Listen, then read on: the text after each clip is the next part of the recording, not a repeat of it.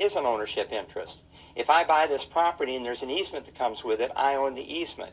But if I buy this property and there's an easement in gross, there's a utility easement on this property, that's just a right to cross the property. It's personal property of that, in that case, of the utility company.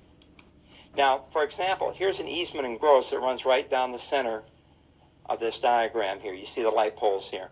And typically, what are they going to have? They're going to have so many feet on either side of that as an easement where you can't build something or put some permanent structure that would impede their right to get to those electric poles. Another interesting thing that you'll see with an easement in gross is if you sell a property and you're looking at the deed, if there's an easement appurtenant there, it's going to say it on the deed. If there's an easement in gross, the only way that you're going to know there's a utility easement is when you see the survey on the property. That's going to show you there's a utility easement. It's not going to be in the deed. It's not going to be in the wording because why? It's personal property. It's not real property. Now, let's analyze this a little bit. Here we have an easement appurtenant, which is the easement here that's adjoining the property. In this situation, B has the right to cross A's property. So B has an easement appurtenant. He owns the right to get to the road here, so that's an easement appurtenant. Of course, we already talked about the easement in gross, the utility easement running down the center here. Now, because B has the right to cross A's property, we're going to go to that concept we talked about in the first chapter, only this time we're going to call A the servient tenement, and we're going to call B the dominant tenement. Well, why is B dominant? Because he has the right to cross A's property to get to the road across this easement appurtenant. Now, how do we create those easements? We could create it by express grant, we could create it by reservation, we could create it by necessity, or we could create it by prescription, which is under the rules of adverse possession. Let's go back and analyze this. We'll say, for example, here that originally B's driveway came out to this road. So his driveway came across here, okay? But then they closed the road down, and so B had to get to the road across A's property. And A sold him that easement, or granted him that easement, express grant. We created an easement by express grant. Now, we said we could also create an easement by reservation. You remember before in the deed we reserved a life estate. Well, this time we're going to reserve an easement. So we're going to say that B owns both properties here, and he sells off the front part of his property to A, and he reserves an easement to get across to the road. Now, we could also talk about an easement by necessity. Again, we'll close off the road here. We'll say that B's driveway runs out here. He can no longer get to this road, and so the law may perchance grant him an easement by necessity across A's property to get to the road. Now, to get an easement by necessity, some states you can actually create landlocked land that you can only get to by helicopter. So make sure you know the laws in your particular state, because sometimes it may not be possible to get an easement by necessity. So keep that in mind.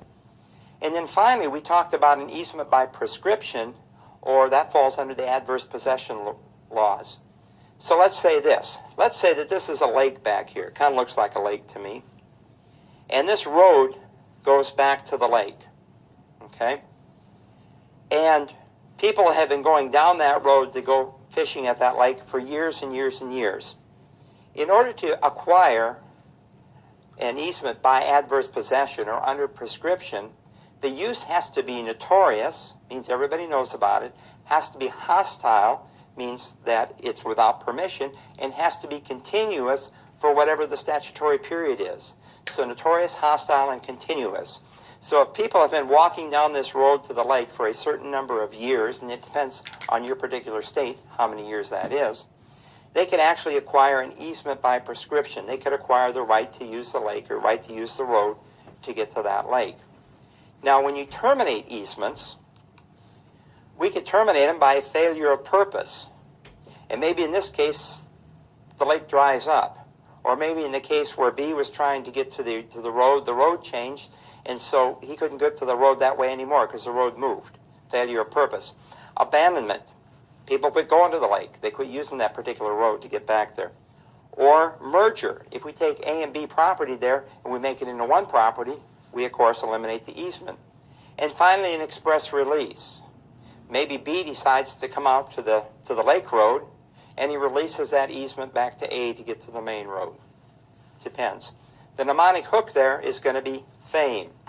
Failure, abandonment, merger, or express release.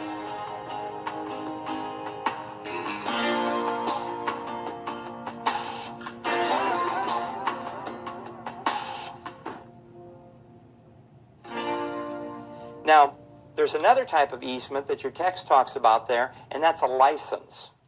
And a license is just to use a property for a specific period of time. When you buy a sports ticket, you're actually buying a license to sit in that seat for the time that the game runs. And it can be revoked at any time. So you can be thrown out of the sporting event for doing something unsportsmanlike.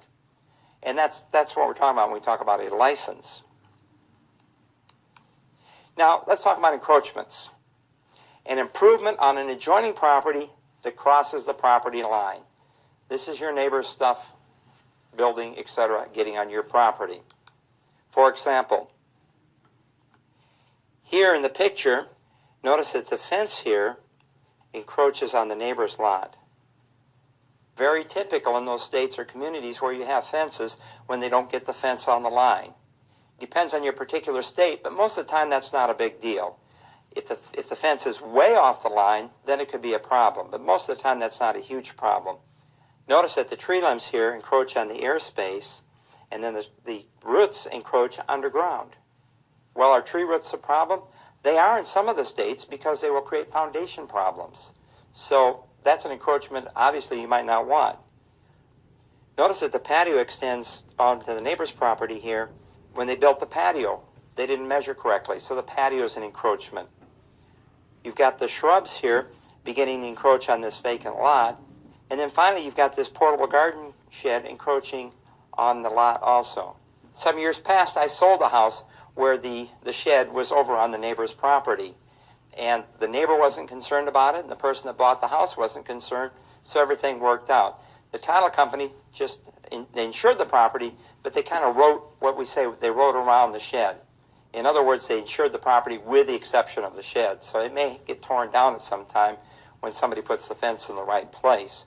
But those are encroachments. All of those are encroachments.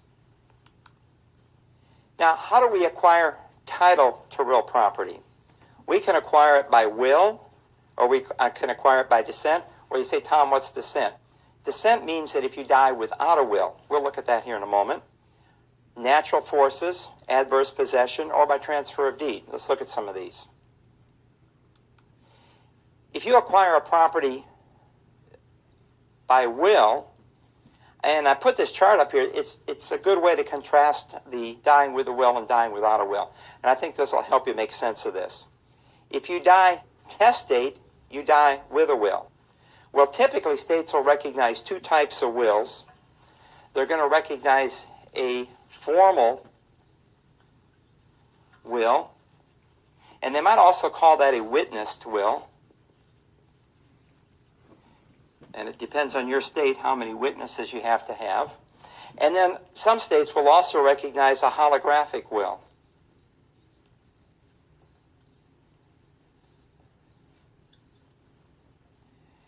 Now, a holographic will is a will in your own handwriting. And keep in mind, that's not a word-processed will that you sign. It's one that you actually do in your own handwriting. And many states will recognize that. Now, a change in either one of these wills, in another vocab word for you, is going to be called a codicil. And a codicil is simply a change in the will done in the same fashion as the original will. So if we did a formal or witnessed will, the codicil would have to be formal or witnessed also. With a holographic will, you probably just rewrite it. But then it wouldn't necessarily be called a codicil. Okay? But a codicil is a change in the will done in the same fashion as the original will. So that's if you die testate. Now, if you die testate, you die with a will. Your will is going to name an executor or an executrix to administer your property. If you will will real property, say that fast, if you will real property, that's going to be called a devise. And actually there's a couple other vocab words we could pick up there.